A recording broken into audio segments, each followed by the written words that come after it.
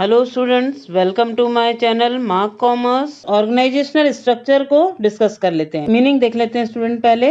It can be defined as a network of job positions, responsibilities and authorities of different level.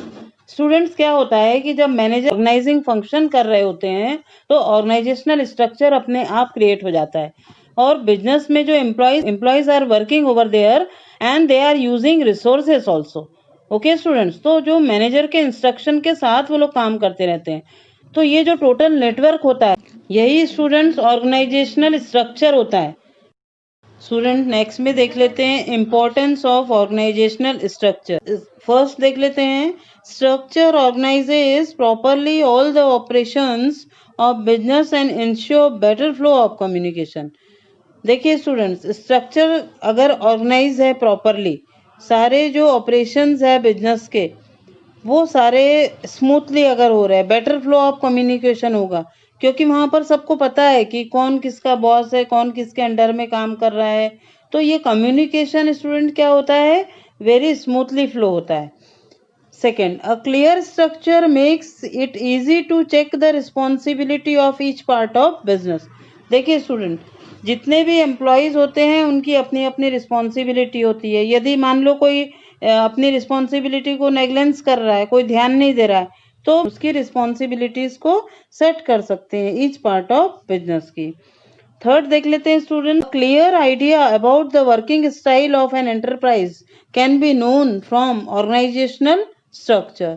देखिए students, एक जो clear idea आपको अगर किसी भी एंटरप्राइजेस की वर्किंग स्टाइल का लेना है तो सबसे पहले उसके ऑर्गेनाइजेशनल स्ट्रक्चर को जानना होगा। स्टूडेंट्स, स्पैन ऑफ मैनेजमेंट को समझ लेते हैं। It means how many employees और subordinate can be effectively managed by one manager. एक मैनेजर से इफेक्टिवली कितने एम्प्लॉयज और सबॉर्डिनेट्स मैनेज हो पा रहे हैं, और how many subordinates are under one superior, या फिर एक सुपीरियर के अंडर में कितने सबॉर्डिनेट्स हैं। When the authority and responsibility relationships are established in organizing process, then the manager must keep in mind the span of control. देखिए student, अगर authority और रिलेशनशिप अगर एस्टेब्लाइज है ऑर्गेनाइजिंग प्रोसेस में, तो जो managers are keeping in mind the span of control. Okay students, the span of control it depends upon capacity and intelligence level of manager. देखिए student, if manager are smart and intelligent then they can have a large span. अगर manager smart और intelligent है, trained है, तो वो एक large span of employees को भी कंट्रोल कर सकते हैं, which means more number of subordinates can work under them. तो ज़्यादा से ज़्यादा जो सबॉर्डिनेट्स है वो उनके अंडर में वर्क कर सकते हैं। तो यही है स्टूडेंट्स की वाइड स्पैन भी बोला जाता है। The trust of managers in their employees. देखिए, अगर मैनेजर का ट्रस्ट जो है वो अगर एम्प्लॉयज पे फेथ है, ट्रस्ट है, तो वो एक लार्ज स्पैन ऑफ मैनेजमेंट को भी कंट्रोल कर सकता है। The employees intelligence level. देखिए स्टूडेंट, अगर एम्प्लॉयज ट्रेंड हैं और प्रोफेशनल्स हैं तो वहाँ पर भी लार्ज स्पैन ऑफ मैनेजमेंट में काम किया जा सकता है। अगर जो एम्प्लॉयज़ अनस्किल्ड हैं और तो स्मॉल पेन में ही काम हो सकता है, क्योंकि बार बार मॉनिटर करना पड़ेगा मैनेजर को, उन लोगों को गाइडेंस देना पड़ेगा। So because unskilled employees need more guidance of superior, so small span is needed. Nature of job, if the routine job has to be perform then there can be large span, but for specialized and challenging job small span of control is preferred।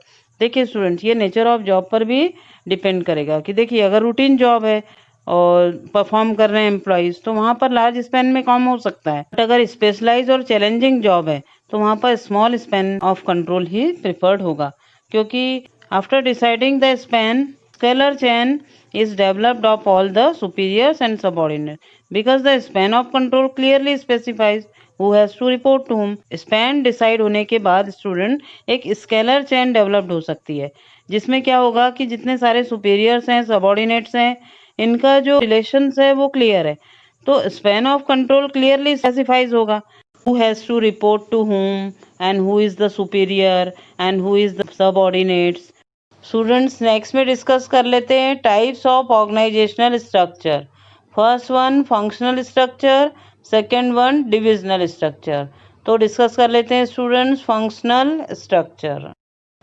देखिए students, जब activities या फिर job grouped होता है function के basis पर, तो students हम उसे कहते हैं फंक्शनल स्ट्रक्चर। तो इस फ्लो चार्ट के फॉर्म में हम इसको समझते हैं students. For example, all the jobs related to production are grouped in production department, related to sales in sales department, related to purchase in purchase department and so on. तो देखिए students, यहाँ पर हमारा जो फ्लो चार्ट है उसमें boards of directors हैं, उसके अंडर में मैनेजिंग डायरेक्टर्स हैं और उनके अंडर में प्रोडक्शन डिपार्टमेंट, मार्केटिंग डिपार्टमेंट और finance department and purchase department दिया हुआ है। स्टूडेंट्स, प्रोडक्शन से रिलेटेड सारे जो वर्क है वो प्रोडक्शन डिपार्टमेंट में होंगे, जैसे कि प्रोडक्शन में जो प्रोसेसिंग होना है और प्रोसेसिंग होने के बाद मान लो जो प्रोडक्शन हुआ है उसका क्वालिटी कंट्रोल देखना है and repair and maintenance. In the next students, marketing. Marketing department में सबसे पहले जो भी प्रोड्यूस हुआ है, जो भी प्रोसेसिंग हुई है, जो भी प्रोडक्शन हुआ है उसका एडवर्टीजमेंट होगा। एडवर्टीजमेंट के बाद उसकी सेल्स होगी, सेल्स के बाद कस्टमर को सर्विस दी जाएगी। After that some research works also भी there. In finance department student सबसे पहले कैपिटल स्ट्रक्चर बनेगा और फिनांस की प्लानिंग होगी कि किस तरह से जो कैपिटल स्ट्रक्चर है उससे किस बजट बना के किस तरह से किन प्रोजेक्ट्स में फिनांस को लगाना है। इसके बाद परचेस डिपार्टमेंट में स्टूडेंट सबसे पहले रॉ मटेरियल परचेस होगा और जितने भी परचेसेस इनपुट्स के रिकॉर्ड्स हैं वो सारे मेंटेन होंगे और रिकॉर्ड ऑफ परचेस पूरी तरह से वहाँ पर परफेक्टली मेंटेन होगा। तो इस तरह से स्टूडेंट्स हर डिपार्टमेंट का काम क्या है, डिवाइडेड है। हर डिपार्टमेंट अपने अपने वर्क पर फोकस करेगा। अब समझ लेते हैं students advantages of functional structure. First one, specialisation. देखिए स्टूडेंट्स, जब एक्टिविटीज़ ग्रुप्ड होती है according to the type of function, तो जितनी भी एक्टिविटीज़ होगी तो वो सारी वन टाइप की एक्टिविटी होगी वहाँ पर। The activities are related to one type only. तो so the specialise and professional experts, इसीलिए क्या होता है स्टूडेंट्स की जो स्पेशलाइज और प्रोफेशनल एक्सपर्ट्स होते हैं उनको हायर किया जाता है कि जो ये एक्टिविटीज़ है उसको वो सुपरवाइज करेंगे। तो उनके सुपरवाइज करने से तो this leads to efficiency and specialisation, क्योंकि उसको सुपरवाइज करने वाले कौन हैं, स्पेशलाइज और प्रोफेशनल एक्सपर्ट्स हैं। Second one, easy supervision. तो स्टूडेंट्स जो सुपरवाइज़र होते हैं वो फैमिलियर हो जाते हैं, क्योंकि जो टाइप ऑफ टास्क होता है वो परफॉर्म होता है जिसमें ऑल टास्क जितने भी परफॉर्म होते हैं वो वन फंक्शन से रिलेटेड होते हैं। तो इसका रिजल्ट क्या होता है स्टूडेंट्स की ही और she can supervise and guide the employees who are performing those activities. तो सुपरवाइज करते करते वो इजी हो जाता है जो एक्टिविटीज़ परफॉर्म की जा रही है जो एम्प्लॉयज़ के द्वारा, तो उसका रिजल्ट जो है as a result he can supervise and guide the employees who are performing those activities. Third देख लेते हैं स्टूडेंट, इजी कोऑर्डिनेशन। जो डिपार्टमेंट बनते हैं स्टूडेंट्स फंक्शनल स्ट्रक्चर के, तो वो डिपार्टमेंट्स जो होते हैं वो इंटरडिपेंड होते हैं, एक दूसरे पे डिपेंड होते हैं। इसका मीनिंग क्या होता है स्टूडेंट्स की जो भी एक्टिविटीज़ वन डिपार्टमेंट की होती है वो डिपेंड होती है अदर डिपार्टमेंट के परफॉर्मेंस पर। फॉर एग्जाम्पल देख लेते हैं स्टूडेंट्स की प्रोडक्शन डिपार्टमेंट किस पर डिपेंड होता है, परचेज डिपार्टमेंट के। क्यों परचेज डिपार्टमेंट पर, क्योंकि परचेज डिपार्टमेंट जब रॉ मटेरियल परचेस करेगा तभी तो प्रोडक्शन डिपार्टमेंट वर्क करेगा। सेल्स डिपार्टमेंट डिपेंड्स होता है प्रोडक्शन डिपार्टमेंट पे, क्योंकि फाइनल आउटपुट और जो भी है वो वहीं से उसे मिलेगा। तो ये जो इंटरडिपेंडेंस लीड करता है कोऑर्डिनेशन, जितने भी डिपार्टमेंट है उनके बीच में कोऑर्डिनेशन को लीड करता है इंटरडिपेंडेंस। फोर्थ देख लेते हैं students, it helps in increasing managerial efficiency. Managers जो होते हैं वन डिपार्टमेंट के वो परफॉर्म करते हैं same type of function, again and again वो सेम टाइप ऑफ फंक्शन पर वर्क करते हैं, तो which makes them specialise and improve their efficiency, क्योंकि वो लोग सेम वर्क को कर रहे हैं और जो सेम टाइप ऑफ फंक्शन को अगेन एंड अगेन उस पर वर्क कर रहे हैं। तो इससे वो क्या होते हैं, स्पेशलाइज हो जाते हैं और उनकी जो इफ़िशियंसी है, उनकी जो काम करने की क्षमता है, जो इफ़िशियंसी है वो भी क्या हो जाती है, इम्प्रूव हो जाती है। फिफ्थ देख लेते हैं students, effective training. It makes training of the employees more easy as they are trained in limited types of skill. देखिए स्टूडेंट्स, ये जो ट्रेनिंग होती है एम्प्लॉयज़ की, ये बहुत इजी होती है क्योंकि वो लिमिटेड टाइप्स ऑफ स्किल उनको अडॉप्ट करनी होती है. Employees of production department are given training of production techniques only. जैसे देखिए, प्रोडक्शन डिपार्टमेंट का जो एम्प्लॉयज होगा तो उसको जो ट्रेनिंग दी जाएगी वो प्रोडक्शन टेक्निक्स की ट्रेनिंग दी जाएगी. देख लेते हैं disadvantages of functional structure. First one, difficulty in achieving organisation's goal. The departments become specialise in their own way only.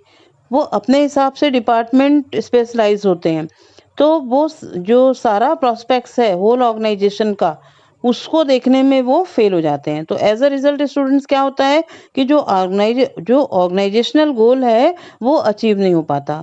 Second, decrease in coordination. देखिए स्टूडेंट, कोऑर्डिनेशन भी यहाँ पर डिक्रीज होता है, और कोऑर्डिनेशन डिक्रीज होने के कारण जो रिजल्ट आना है, जो भी डिसीजन लेना है, उसमें डिले होता है.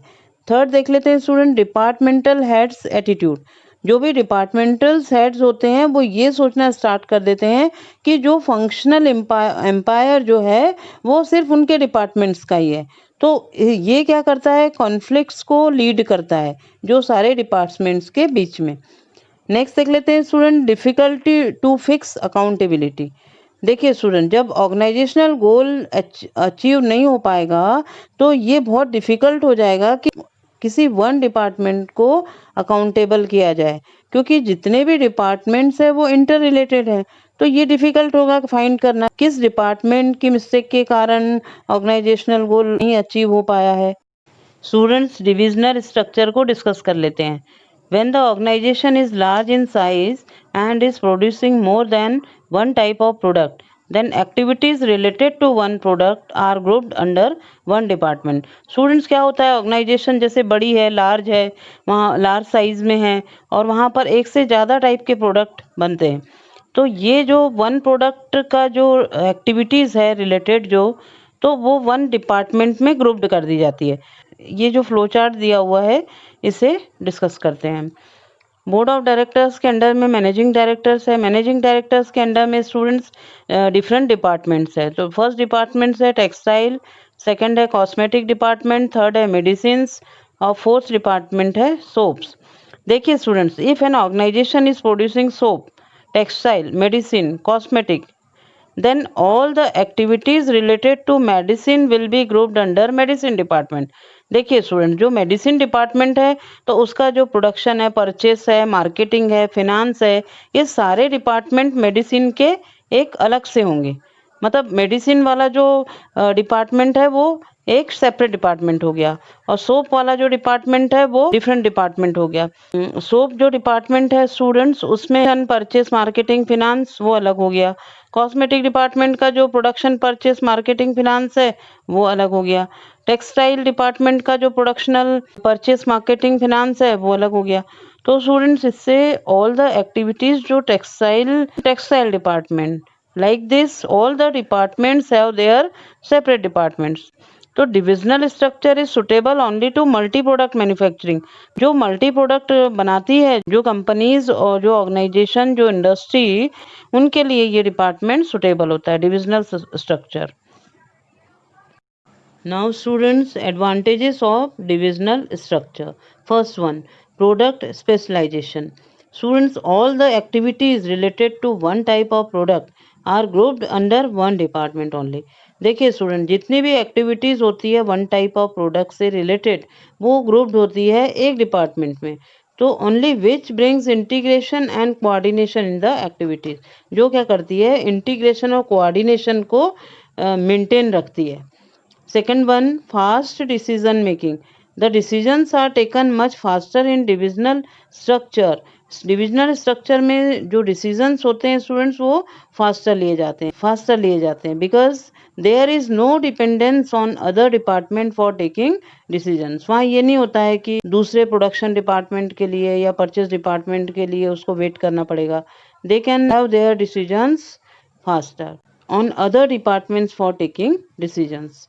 नेक्स्ट देख लेते हैं स्टूडेंट्स, अकाउंटेबिलिटी.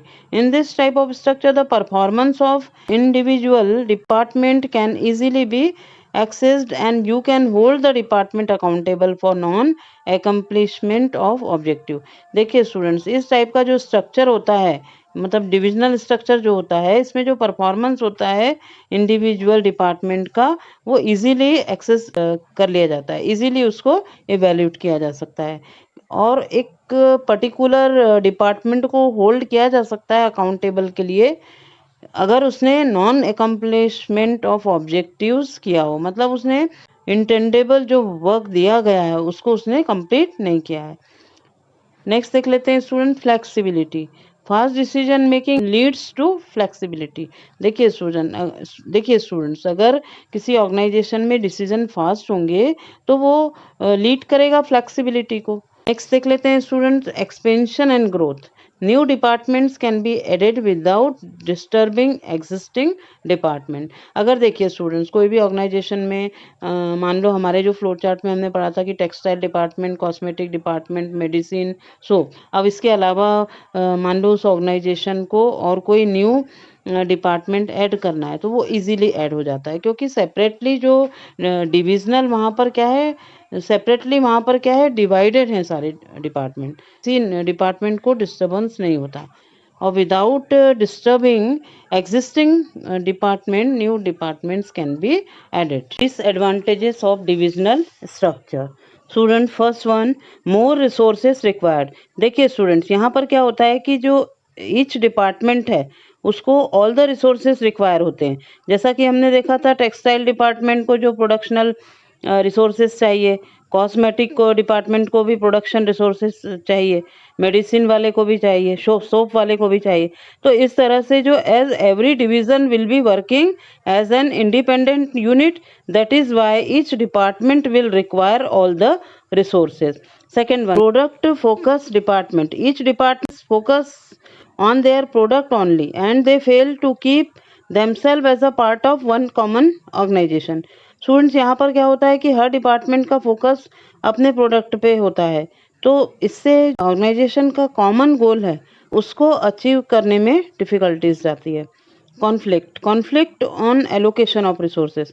स्टूडेंट्स, इसमें हमेशा कॉन्फ्लिक्ट बना रहता है एलोकेशन ऑफ रिसोर्सेज को लेकर कि किसको ज़्यादा रिसोर्सेज दे दिए गए और किसी डिपार्टमेंट को कम रिसोर्सेज दे दिए गए। इस तरह से ये कॉन्फ्लिक्ट की सिचुएशन बनी रहती है।